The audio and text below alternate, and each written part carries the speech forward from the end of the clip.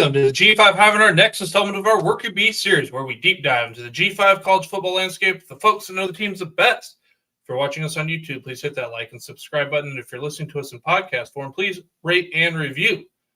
Today, we'll be heading over to the FunBelt Conference to take a look at the Louisiana Monroe Warhawks, who finished 5-7 last season. They wrapped up their 2025 spring practice with their spring game on April 10th. We have a special guest joining us today. He is a member of the Football Writers Association of America, as well as the U.S. Basketball Writers Association.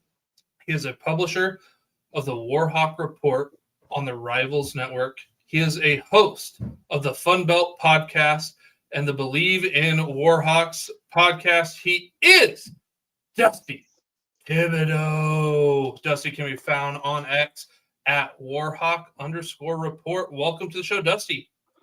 I need you to come with me everywhere I go, Luke, to kind of be my intro guy. When we go to Sunbelt Media Days, we will steal the MVP trophy for the conference, and you'll just walk in holding it up. And every room you go into, that's just how we'll probably need a song for you. You'll walk in and I introduce you, kind of like a ring announcer, like every single time. We could do that. And I'm shameless. I'm still in John Sienna's. I mean, what better of an intro song than that right there? There we go. Let's do it.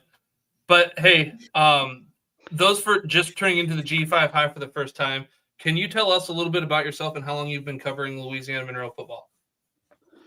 Been covering ULM since it was NLU, Northeast Louisiana University, back in the late 90s. Realized that they were not getting as much love in the local newspaper as they needed, or really on TV channels. It was LSU, Arkansas, or bust. So started online presence really before there was such a thing as an online presence. Grew the site from there. Was able to be acquired by Yahoo Sports, or Rivals rather, back in the mid 2000s. And it's been growing and growing ever since then. When you get stuck at home for COVID, you also start kind of talking to yourself a lot. And that's where I came up with FunBelt Podcast and spinning off of there, because everyone wanted to complain that we were saying too many ULM mentioned, that we spun it off to also kick off Bleav in the Warhawks, to focus just on ULM. Well, moving on to the Warhawks, for those not familiar with the Warhawks' offensive style, how would you describe it? Slow and boring. And I say that with heart emojis going all over the place. It's not the flashy five wides and passing.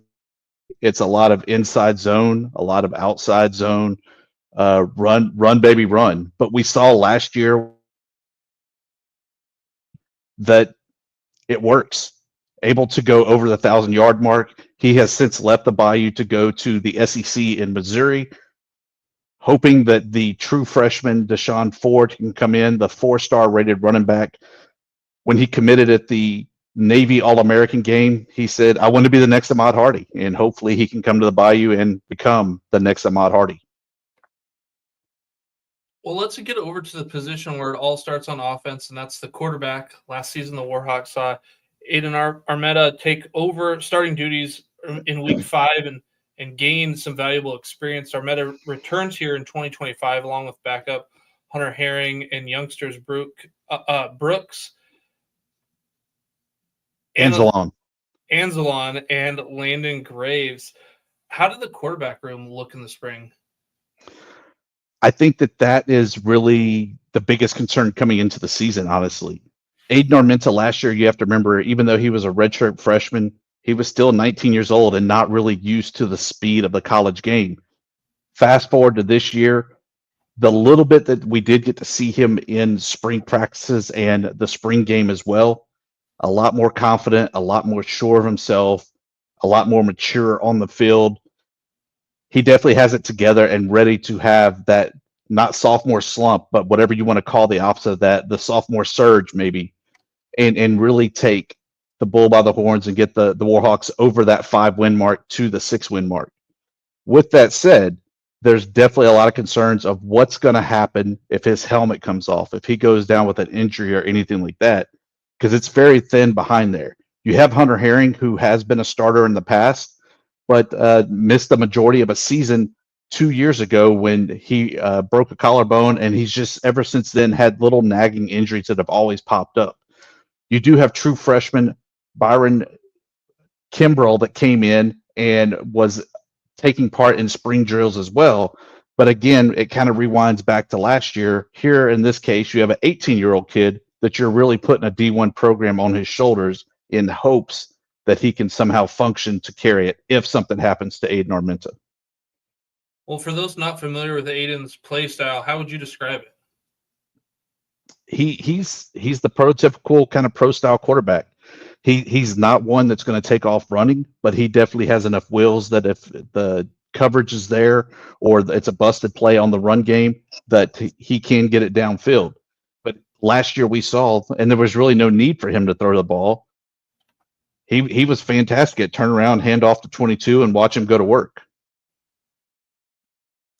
Well, speaking of 22 and that running game, kind of the bread and butter of that Warhawks offense, they took a big hit, as you mentioned, with freshman All-American and leading rusher Ahmad Hardy heading off to Missouri this offseason.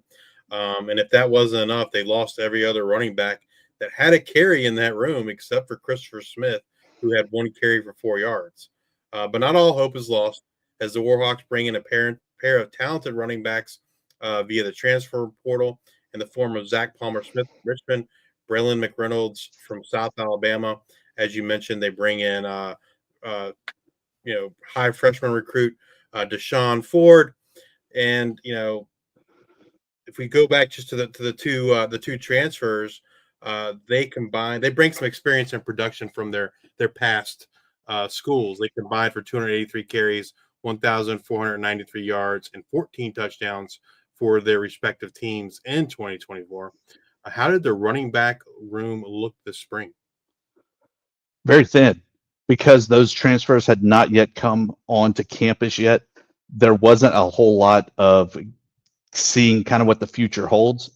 With that said, if you look at Parker Smith, though, coming in out of Richmond, that's Ahmad Hardy in a couple of years. And if you look at it, same number of carries, same number of yards, same number of touchdowns, exact same guy. So I think that the running game will be strong this season, especially when you look at the offensive line production. The bulk of the offensive line is back as well. So the guys that were paving the way for 22 last year will probably get to pave it for 22 again this year. With Palmer, Smith, McReynolds, and Deshaun Ford, do you think we see more of a committee approach, whereas last year is kind of a heavy workload for Ahmad Hardy, or do you think they're gonna ride one guy? Whatever works. And I say that, I know that's maybe the easy way out, but I think it really is a whatever works. If it's giving the ball to one guy over and over and over again, like we saw last year, because he's just able to be that much better than the defense, you're going to see that guy just get ridden into the end zone. If it needs to be a running back by committee where, hey, this is your series, go all out, and then you'll be out for a couple series to rest to then go out all out again, whatever works is what the offense is going to do. We talked a little bit about the freshman Deshaun Ford, and he was made some, I don't know, maybe national headlines, but I saw it on Twitter quite a bit about the recruiting pitch he was given and why he chose to come to UL Monroe, and you alluded to it earlier, like he wanted to come to be the next Ahmad Hardy.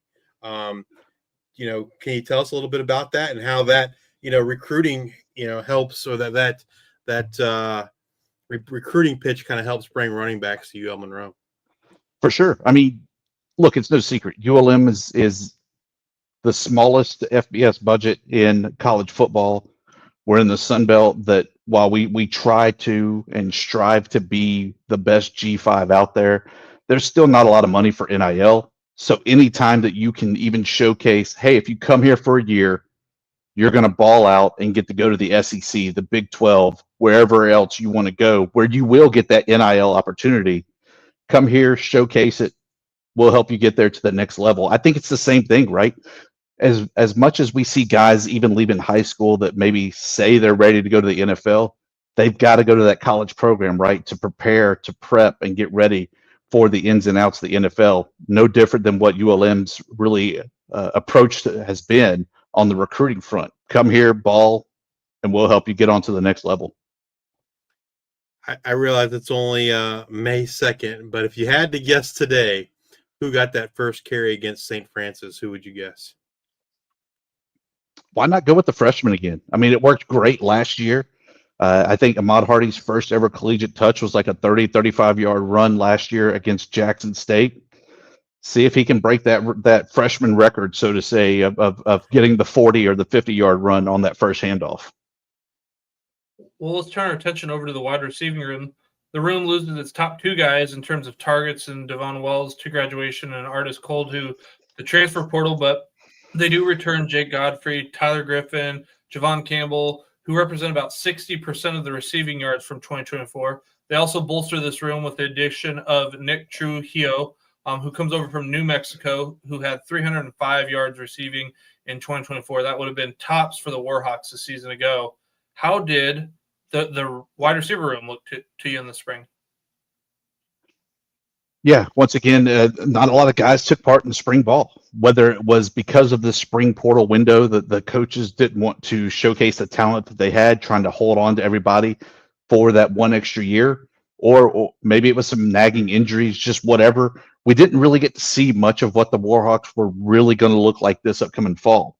With that said, the little bit that I did get to see of Aiden Armenta connecting with his former New Mexico roommate and teammate Nick Trujillo, that's going to be one of the better pass receiver combinations in the FunBelt as long as they can get it going. And I really feel that with that offensive line, Aiden's maturity, and then that connection, the sky's the limit this year for the receivers.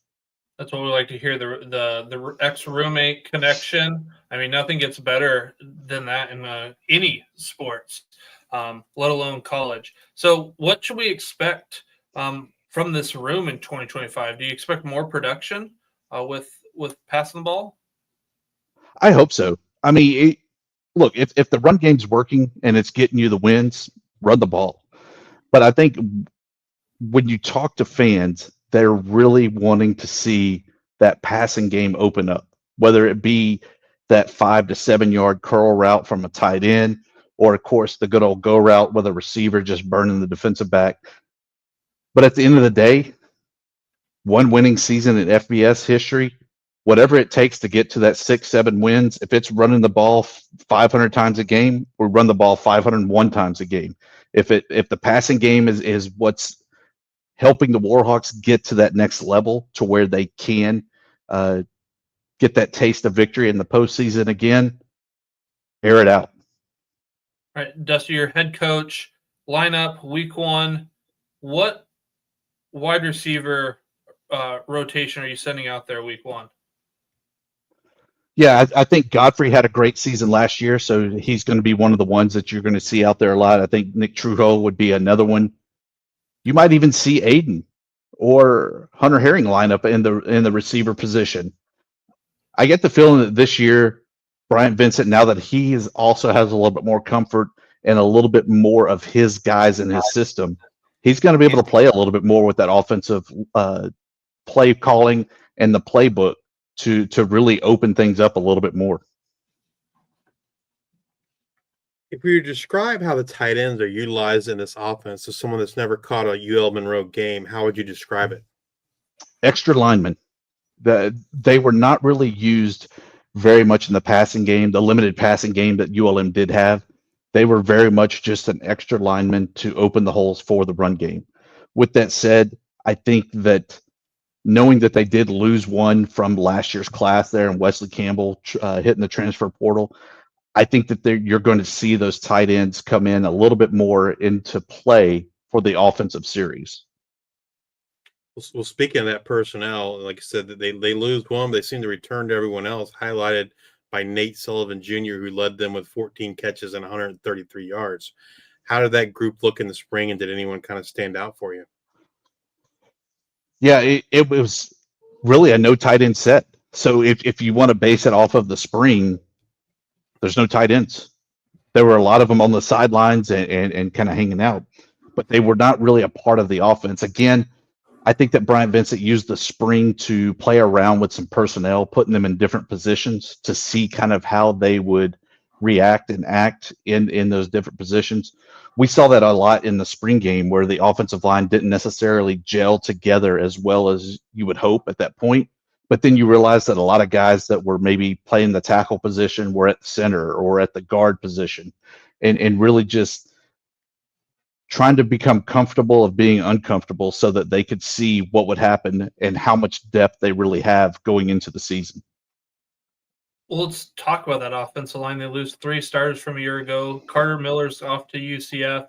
Devin Smith, Western Kentucky. Sam Carson has graduated, but they return both starting guards from 2024. Jay Mickle, right guard, and Elijah Fisher, the left guard, as well as top reserve and Q McBroom. They, from the transfer portal, they added youngster Antavius Woody from UAB. You talked about people mixing in and out. How did you feel that group looked in the spring? I thought they felt good, and really the anchor of that offensive line, the guy you missed there, Elijah Fisher, comes back. The all-conference performer, really the anchor of that offensive line, the anchor of the offense, and a leader in the locker room altogether. I feel like that how Elijah plays is how that unit is going to play all together. Bryant Vincent pulling in another UAB guy, no. Stop me if you've heard that one before. How do you feel? Like you said, they got to mix around with different lines. Was everybody healthy, or was everybody out there from a line so they could try those different spots? I assume, you're going to have Elijah Fisher out there. I figure you're going to have Mickle out there. Who else are you going to add to this week 1 lineup? Yeah, I think Reese Steele was another good reserve that you had out there. Saw some snaps there last year as well. As far as people playing out of position, I don't think it was necessarily injury-based. I really think that it was just trying to expand and see what you really have. This guy's always been a left tackle. Can he play a right guard position? Because as you know, the offensive line especially, you're going to get nicks, beat up, banged up, everything week in, week out, that you got to make sure that you really know what guys' limits are and what they can do. Well, if you had to pick an offensive player to have a breakout type season in 2025, who would that be? I think Aiden Armenta is due for a great season. Does he hit the 2,000-yard mark passing? I don't know, because I really think that this offense is definitely going to be a run-first type of offense. But I feel like that people are going to key in on that running back position, knowing that it's such a key part of the offense, that it's going to open it up for him to be able to get the ball vertically downfield. So that's my pick for who I think could be the big breakout player for the Warhawks. Well, let's head over to the defensive side of the ball. And for those not familiar with Louisiana Monroe's defense, how would you describe their style and scheme that they run there? It really felt like last year it was 2 type of defenses. During the first 6 weeks of the season, where they went 5-1, it was very much a in-your-face, all-outs blitz type to put high pressure on the quarterback to force the errors. And then it's like the switch flipped in the second half, that they started kind of pulling back and almost playing like a prevent type of defense. Not necessarily popping the chute and pulling everybody back, but they just weren't as aggressive going forward into the backfield as they had been all season long. So what does that look like? It's kind of a 4-3 traditional front with maybe a couple additional guys that are edges and not really a linebacker, not really a down lineman, just kind of that tweener. A guy like Billy Pullen is the epitome of what that is. And then backing him up is Tristan Shorter, who are great defensive edges that can play that position with their hand in the dirt or kind of back as a linebacker. Let's move to the position rooms that will be running that defense for Coach Hill. And we'll start up with the guys up front along that defensive line. This group is highlighted by the return of edge rusher Billy Pullen, who led them in the sacks a year ago with 8. They did suffer some losses with Earl Barquette and Alvino Carbajal III on the interior, both graduating, and edge Cavante Wills and defensive tackle Jalen Ware going to the transfer portal. They did bolster this room through the transfer portal with some additions. How did this unit look in the spring, and did anyone stand out? Cavante Wells pulled his name out of the portal, so he's actually coming back to the Bayou. Between Wells, Pullen, and Shorter, that defensive front is really going to be pretty stout and pretty on par, really leading the charge of this defensive unit. I know we haven't gotten there yet talking about the secondary, but the loss of Wydett Williams is really going to leave kind of a hole in this defense as a entity, so that defensive front is really going to be key of how good or how iffy this defense is during the season. Who do you feel is the key cog for this defensive line heading into 2025? I think without a doubt it's Billy Pullen. I think that last year we saw him kind of shoot out of the gate and really just dominate defensively. And with that really hyped up and got the defensive going. As he kind of wore out through the season, the defense kind of wore out as well, and they were not quite as strong and in your face as we had talked about later on in the year. So I think that how he plays is really how this defense plays. Well, the linebacking group takes a hit, losing their second leading tackle, Carl Glass Jr., to graduation, but the room returns the likes of Tyrese Hopkins, Leonard Harris, Cedrian Langston, and Daniel Knutson. They also bolstered this unit with the addition of Marcus Ross coming in here from Mississippi State. What should we make of this linebacking group here heading into 2025?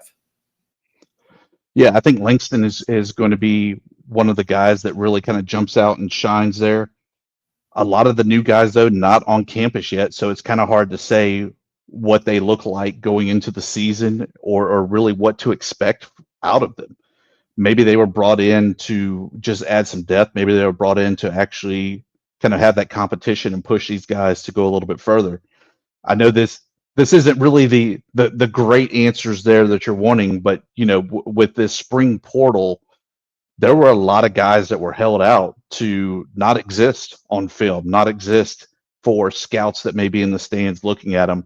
I think that next year we'll actually see a lot better of a spring practice and have a better sense of where we are going into the fall. But for this year, it was portal, and protect. Did anyone step up to assume Glass's vacated spot? At the linebacker position, I think one guy that really kind of jumped out was Noah Fleming.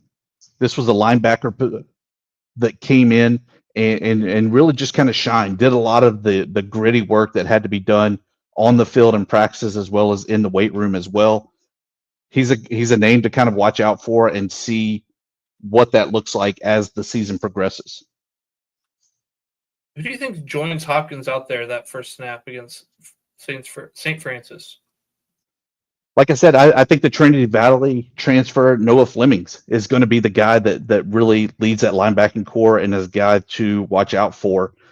He's going to be out there shoulder to shoulder and really making a name for himself.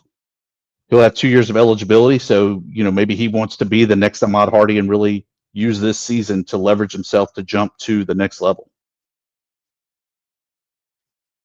Well, the defensive backfield suffered a big loss recently when the team's leading tackler, tops interceptions as well, entered the portal in Wydett Williams Jr. They also lose Carlin Vickers to graduation, but they return just about everyone else, highlighted by Carl Fontroy Jr. at safety, who was the third leading tackler, and cornerback David Godsey Jr. had 4 pass breakups and 2 forced fumbles in 2024. They bolstered this room with 3 additions from the transfer portal, highlighted by big hitting safety Tavion Combs coming over from New Mexico. What should we expect from this defensive backfield group in 2025? He didn't get much playtime last year when he was at Louisiana Tech, but now that he is on the Bayou, Navarian Benson, he shined bright as a 3-star recruit, totaling 78 tackles, 5.5 for loss, 2 interceptions during his time at Colin Junior College. That sounds like a guy that's very much pretty close to filling the shoes that Wydett Williams left whenever he was portaled over to Ole Miss. In addition, you mentioned the loss of Carlin Vickers. UDFA, he's now in the NFL with the Washington Commanders. Anxious to see what his sticking power is as he tries to continue that career in the NFL. Who do you feel is the key to success for the secondary in 2025? I think that's a TBD type of question, because I think that you were leaning so much and so heavy on Wydett Williams and his return that with him not being there, it's now a question of who's going to step up to there. Yes, you have some options that you could throw names out there for, but I don't think that we really know who that person really could be. Well, Dusty, if you had to pick a defensive player to have a breakout type season here in 2025, who would that be? I'm going back to the good old standard stock answer there, Billy Pullen. I feel like he has to play a complete season this year. Last year, we got to see what he was really capable of for about half the year, maybe 3/4 of the year. I think he wants to go out there and show what he can do in all 12 games, and even hopefully that 13th and 14th game as they win a Sun Belt Conference championship and go to a bowl game. But I think that the defense really lives and dies by how he plays this upcoming season. Let's move over to the special teams. And how did those units look in the spring? And do you have any concerns with any of them? For once, I can actually say no, there's no concerns. Why? They're all back. The snapper, the holder, the punter, the kicker. Max Larson, the Aussie there of Mackenzie Ryan is back. Luke Staggs, Andrew Wells. The unit's intact. They did great last year. They'll do great again this year. Now that the spring practice is over, which position group or groups do you think is the most concerning heading into the 2025 season? All of them. And I say that because, as we talked about all episode long, we didn't really get to see what the Warhawks look like in the spring. So we don't really know what this team looks like or what they're capable of going into the season. We have some ideas because a lot of the pieces from last year are coming back for this year, but we don't really know what the team as a whole is going to look like and what that makeup is to know just how far and how much this team can do this year. Do you feel like the reason we didn't see, do you feel like the coaching staff feels pretty confident in what they have, so they didn't feel the need to put out reps out there? Or is it the straight defense of, we don't want anybody with tape out there, we don't want anybody to see anything? Straight paranoia. I think not only of throwing in the extra wrinkles into the offense and the defense and not wanting that to be seen by anybody, but I think also in this day and age, especially this year with the spring transfer portal, there was a lot of concerns, especially, losing the guys that ULM did, that they would lose some more late in this transfer portal. And we did see it because Wydett Williams was on campus, happy, great. And then next thing you know, he's headed to Ole Miss. In today's age of NIL, revenue sharing, and the transfer portal, has that changed Warhawks recruiting philosophy, or are the kind of things kind of stay the same? I think somewhat it's a little bit of both. It stayed the same because, quite honestly, the guys that are trying to get the 6-7 figure paydays, ULM probably wasn't going to recruit those guys anyway. So from that standpoint, it's probably the same. When it comes down, though, to maybe ULM being a better fit athletically, academically, but another school offers maybe the 4 or 5 figure payout, they're going to lose out on those guys that traditionally they would have had on campus. So I think it's kind of a lose-lose situation when it comes to that kind. But, I feel like the coaching staff has done a really good job of selling the program, selling the vision and direction of everything, that they're still able to land guys like Deshaun Ford, a 4-star running back recruit. So, and whatnot, how do you feel the staff has been doing navigating the portal, whether that's keeping talent or going and grabbing out of the portal? I feel like they've done good. I think that they've also been a little safe. They haven't really gambled on anybody out of the portal. They've gone with guys that they know, whether it be the guys from their tenure at UAB, their time at New Mexico, guys from the South Alabama, and I don't mean necessarily just a school, but Southern Alabama, where a lot of them hail from. Those are the guys they've really gone after. And really, it's no different than in business, right? whenever you're talking about your livelihood and your job, you want the people that you're familiar with, that you know, surrounding you. And I feel like that really has been the case that we've seen based on the transfer portal guys that they've taken. What do you think the main strength of this 2025 team will be? Whew. I think the big strength will be just that there's so many guys that are returning, that there is that familiarity with one another. They know the battles that they went through last year. They know that hurt of ending the season on the 6-game losing streak, and knowing that they don't want that to happen again. I think that a lot of that is things that the coaches can't really teach or educate the team on. It's something that they had to go through just kind of in the heat of the battle. And I think that that's really going to play to being a strength this year. So there's no UAB on the schedule this year. I know that was a big game we had circled, and he came out victorious. What does success look like for the Warhawks here in 2025? I think it's postseason. I think you really have to get to that 7-win mark. You have to go to a bowl game this year and really showcase the steps forward that you've taken under Brian Vincent. That last year wasn't just kind of a flash in the pan with that 5-1 start. That it really is just kind of a series of mishaps that led to that 6-game losing streak. I think that that's really the only way that you can measure success this year is 7 wins. And this is fault on me because we talked about it earlier. I think Dusty, you had mentioned, tell me if you've heard another UAB player coming, and then I just referenced the big game that we had circled on the calendar. Why was UAB versus UL Monroe a big game this last season? It was huge.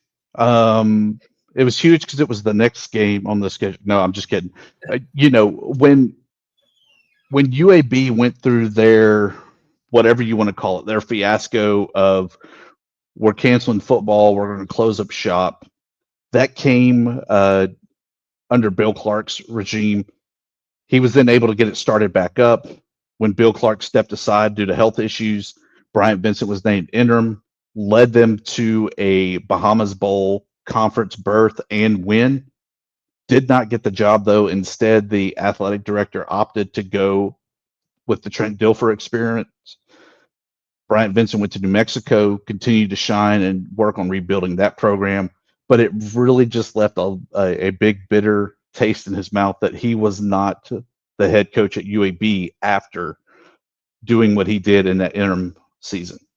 Well, thank you for I didn't set it up very well or talk about it, but thank you for giving the history lesson to our viewers and listeners. All right, Dusty. We've covered a lot of ground today, but is there anything else you want to share or think we should know about this 2025 Louisiana Monroe Warhawks football team? Yeah, I think that this is going to be another fun team to watch. I think that the season opener, as we had on Bleav in the Warhawks, we had offensive lineman Elijah Fisher come on and talk about it. Kind of his closing statement was, I don't know about St. Francis, but I feel sorry for him because they're about to take a beating. I think that is going to be a beating. So if you're into that thing, get ready for it. Thursday, August 29th. Probably on the plus. It's going to be they're the red flashes, and there's going to be some red flashes. Well, Dusty, thank you very much for spending some time and taking some time out of your day with us and share your knowledge of UL Monroe. We greatly appreciate it. Thanks for having me as always, guys, and look forward to seeing y'all somewhere down the road. If you're watching us on YouTube, please hit that like and subscribe button. And if you're listening in podcast form, please rate and review on Spotify or Apple Podcasts. Thank you all for your support. And until the next time, we are the G5 Hive.